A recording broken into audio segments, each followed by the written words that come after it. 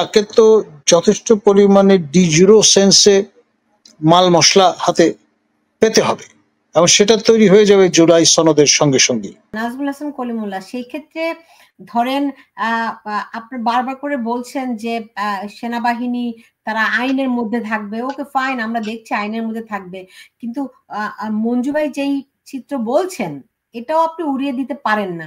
সেই ক্ষেত্রে তো আমরা তো বুঝি সেনাবাহিনীর 1 নাম্বার কাজ, নাম্বার 1 কাজ দেশের স্বাধীনতা সার্বভৌমত্ব রক্ষা করা, সেটি অলরেডি ভুলুণ্ঠিত। তাহলে তো তাদের নাম্বার 1 কাজই তারা করছে না, তারপরে 2 নাম্বার 3 নাম্বার 4 নাম্বার কাজ দিয়ে কি যায় আসে, রাইট? দেখুন, আমাদের মঞ্জু ভাই যা বললেন এটা একটা রিভার্স ইঞ্জিনিয়ারিং সাইডও আছে, উল্টোটাও তো হতে পারে। আপনি সংবিধান রহিত করে দিলেন, এই সংবিধানের কারণে কিন্তু তারা আপনার প্রতিরক্ষা মন্ত্রীর প্রতি আনুগত্য প্রদর্শন করছেন।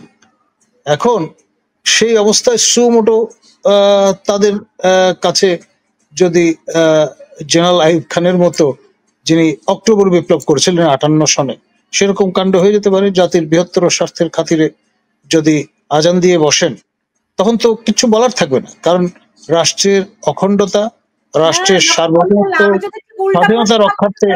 আমি যদি আপনাকে ঠিক উল্টা প্রশ্ন করি, আসলে সেনাপ্রধান সময় ক্ষেপণ করছে, যেরকমটি সময় ক্ষেপণ করতে যাচ্ছেন প্রধান উপদেষ্টা, তার সঙ্গে সমান তালে ভিন্ন আঙ্গিকে গিয়ে তিনি সময় কালক্ষেপণ করছে, সময়টা নষ্ট করছে, সময়টা যেতে দিচ্ছে, ফলে তার অ্যাকচুয়ালি একটা টিম হিসেবেই তো কাজ করছে।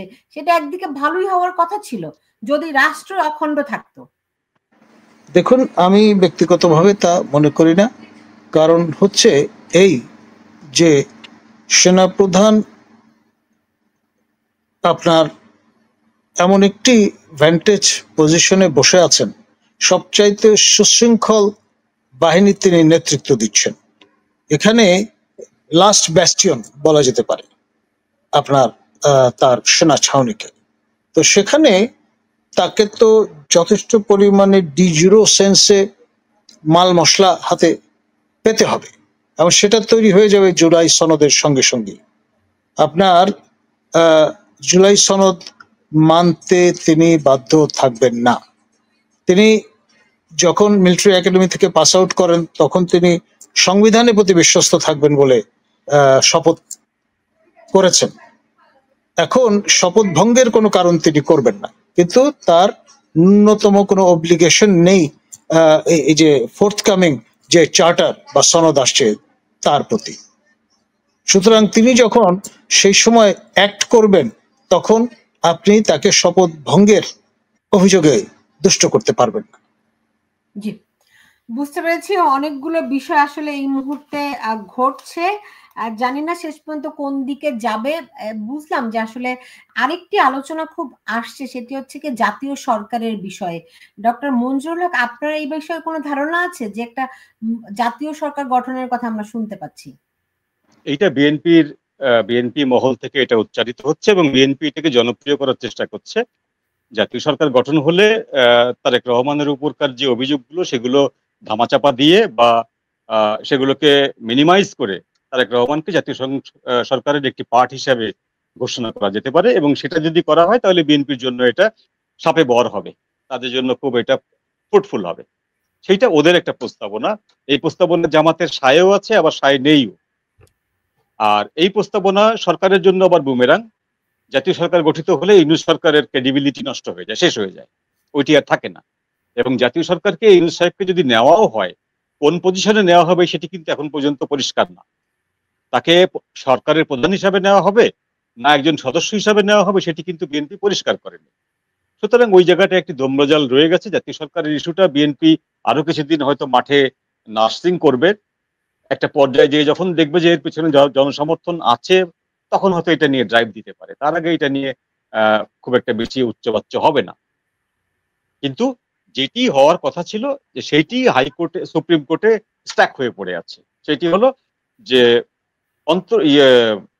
তত্ত্বাবধায়ক সরকারের যে রূপরেখা সেইটিকে রিট করে ফিরিয়ে আনা হবে। ফিরিয়ে আনার পরে তত্ত্বাবধায়ক সরকার যে শেখ হাসিনা আমলে ব্যান ছিল সেটি আর ব্যান থাকবে না, তত্ত্বাবধায়ক সরকার পুনরায় গঠিত হতে পারে। সেই সেই রায়টি ঘোষণা না হয়ে হেল্ড আপ হয়ে আছে। তার মানে হচ্ছে তত্ত্বাবধায়ক সরকারের যে ব্যবস্থাটা, সেই ব্যবস্থাটা বর্তমান সরকার আনতে চান না, এবং বিএনপিও সেইটি আনার জন্য খুব জোরালো কোনো ভূমিকা নিচ্ছে না, এবং এখানে সেনাপ্রধানের কোনো ভূমিকা নেই, সে কারণে উনি নিচ্ছেন না। এখানে ভূমিকাটা হচ্ছে আমাদের কোর্ট সুমোটো করতে পারে, আমাদের সুপ্রিম কোর্ট সুমোটো করতে পারে, আপিল ডিভিশন সুমোটো করতে পারে, কিন্তু তারা বালক দিগের কর্তৃক নির্বাচিত বা নির্দেশিত হয়ে তারা আদালত পরিচালনা করছেন, তাদের উপরে আমি ভরসা করি না। বুঝতে পেরেছি। জাতীয় সরকারের ব্যাপারে জনাব নাজমুল হাসান কলিমুল্লাহ, আপনি কিছু বলবেন? এরকম কোন প্রস্তাবনা, এরকম কথাবার্তা খুব প্রগাঢ় হচ্ছে। দেখুন, প্রফেসর ইউনূস চমক দিতে ভালোবাসেন।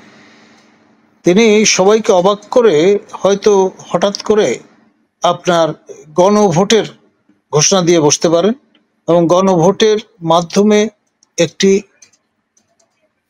অন্তর্বর্তী তৃতীয় সরকারের হাতে ক্ষমতা হস্তান্তর করে তিনি তার কাজে প্যারিসে ফিরে যেতে পারেন।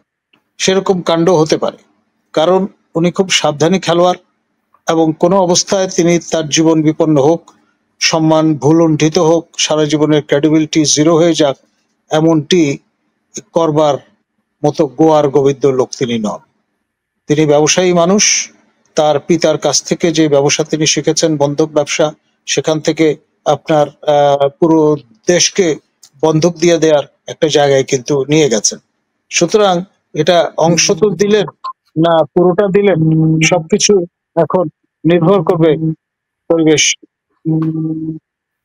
পরিস্থিতির উপর। ধন্যবাদ। জি, জনাব মঞ্জুরুল হক, আমরা দেখলাম প্রধান উপদেষ্টা তার ভাষণে বলেছেন যে বন্দরের ব্যাপারে, বন্দর বিদেশিদের হাতে ছেড়ে দেওয়ার জন্য দেশবাসীকে ঐক্যবদ্ধ হতে বলেছেন।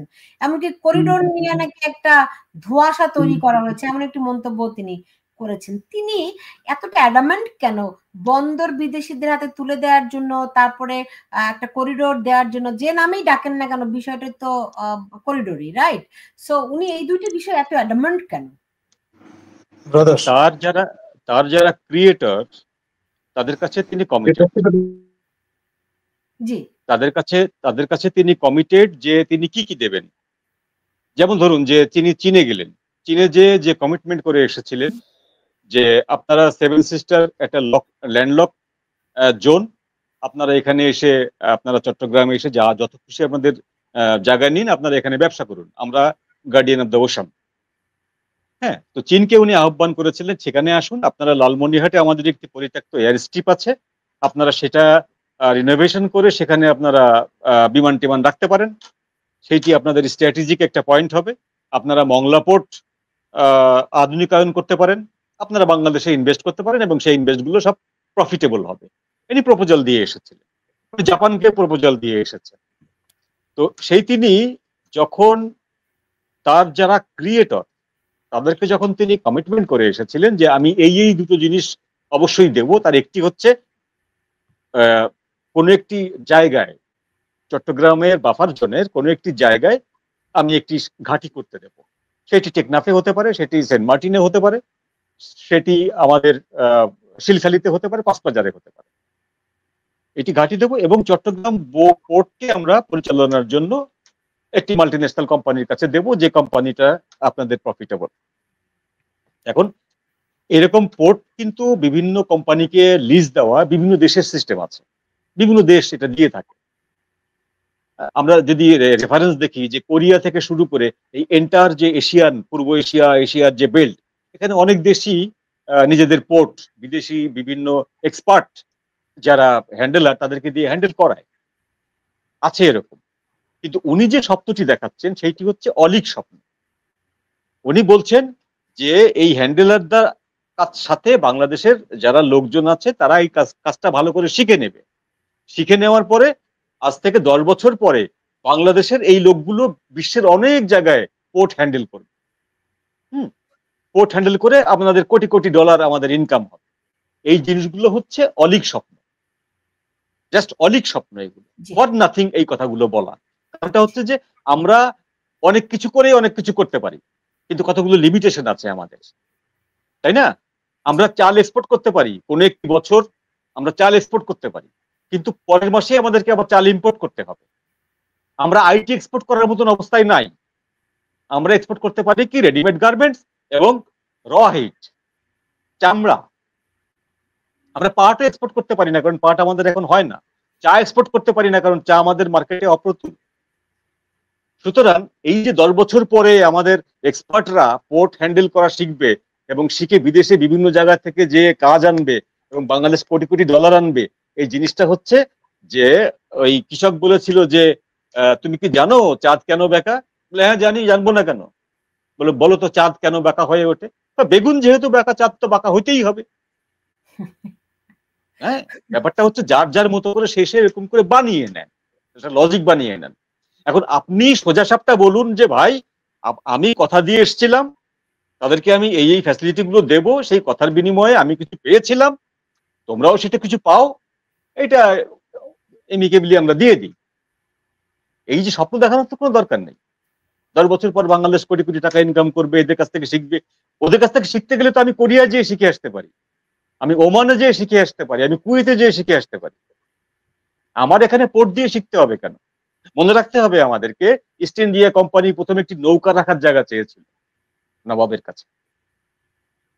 তাদের যে বাণিজ্যিক নৌকাটা, সেই নৌকাটা ডাকাতির ভয়ে বলছে যে একটা জায়গা দিন, আমি নৌকাটা রাখবো, ওটা যেন ডাকাতরা এসে হামলা টামলা না করে। তারপর 200 বছর, তারপরের ইতিহাস 200 বছর। তো আমরা পোর্ট দিচ্ছি, চিটাগাং তো আর দিচ্ছি না, আমরা চিটাগাং শহরটা তো আর দিচ্ছি না, একটা পোর্ট হ্যান্ডেল করতে দিচ্ছি। তাও একটা পোর্টের গোটাটা না, নিউমোরিং অঞ্চলটা, নিউমোরিং অঞ্চলটা দিচ্ছি আমি হ্যান্ডেল করতে, তার কিছু পয়সার বিনিময়ে। কিন্তু আমি যদি ওই রেফারেন্সে ফিরে যাই যে ইস্ট ইন্ডিয়া কোম্পানি শুধুমাত্র নৌকা রাখার জায়গা চেয়েছিল, সৈন্য রাখার জায়গাও চায়নি, দেশ দখল করতেও চায়নি, কিচ্ছু না, কিন্তু 200 বছর। তো আমরা ঘর পোড়া গরু, আমরা জানি যে সাম্রাজ্যবাদীরা কোথাও যখন সূচ হয়ে ঢোকে কিভাবে ফাল হয়ে বের হয়। বুঝতে পারছি। আমরা জানি তালেবান থেকে যখন মার্কিন সাম্রাজ্যবাদ যখন পাত্তালি গুটায় চলে যায়, বাংলাদেশের বহু মানুষ হাততালি দিচ্ছিল মার্কিন সৈন্যদের চলে যাওয়া দেখে, খুশি। বাঙালি তো অল্পে খুশি হয়, চলে যাওয়া দেখে খুশি হচ্ছিল। কেন আমেরিকানরা এত কোটি কোটি টাকার ডলারের আর্মস গুলো ফেলে যাচ্ছে, ট্যাঙ্ক, সাজোয়া যান, মিসাইল, তারপরে এয়ার ডিফেন্স সিস্টেম সব ফেলে যাচ্ছে কেন? বাঙালি ওই জিনিসটা বোঝেনি, আমরা বুঝিনি ওই জিনিসটা, যে মার্কিন সাম্রাজ্যবাদ ওগুলো ফেলে যাচ্ছে না, ওগুলো ডিপ্লয় করে যাচ্ছে। আজকে ডোনাল্ড ট্রাম্প ক্ষমতায় এসে ওদের সর্ব উত্তরের যে এয়ারপোর্টটি, ওটি দখল করে নিয়েছে। কেউ জানে না, আমাদের মিডিয়া এই খবর ছাপাও হয়নি, কারণ ওই জায়গা থেকে চীনের সমস্ত চীনটা কভার করে আমেরিকান মিসাইল গুলো, ক্রুড মিসাইল।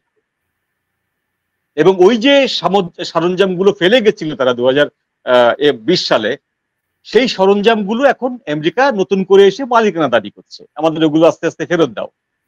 ওগুলো ফেরত দিলে তোমাদেরকে যে ডলারগুলো আমাদের কাছে গচ্ছিত আছে, আমরা সেগুলো তোমাদের কাছে আস্তে ফেরত দেবো।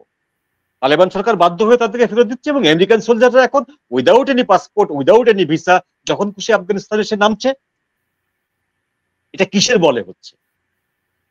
আমরা কি চিটাগাং পোর্টটাকে সেইভাবে করব? যখন খুশি আমেরিকান মেরিন এসে নামবে, যখন খুশি আমেরিকান এয়ারফোর্স এসে নামবে, ভালোই তো, আমাদের টাকা আসছে, তাহলে আমরা ফিলিপিন হয়ে যাই, আমাদের 12 বছরের মেয়েগুলো প্রস্টিটিউশনের নাম লেখাবে। অনেকে বলে যে ফিলিপাইন দিয়েছে, দক্ষিণ কোরিয়া দিয়েছে, আমরা দিলে ক্ষতি কি? কোনো ক্ষতি নেই। খালি ফিলিপাইনের সোসাইটিটা দেখে আসুন আপনারা, যে ফিলিপিনের শতকরা কত ভাগ মেয়ে তারা বাড়িতে থাকতে পারে, তারা বাপ মায়ের সঙ্গে থাকতে পারে। এগুলো খুব টেরিফিক, এগুলো খুবই টেরিফিক। যারা এই কথাগুলো বলেন যে সিম্পল পোর্ট দেওয়া হচ্ছে, এরা আসলে আমার কাছে যেটা মনে হয়, তারা হিস্ট্রি সম্পর্কে একেবারেই অজ্ঞ, এবং আপকামিং হিস্ট্রি যেটা, আপকামিং যে ঘটনাগুলো ঘটবে সেই ঘটনাগুলো সম্পর্কে প্রেডিকশন করতেও তারা ব্যর্থ।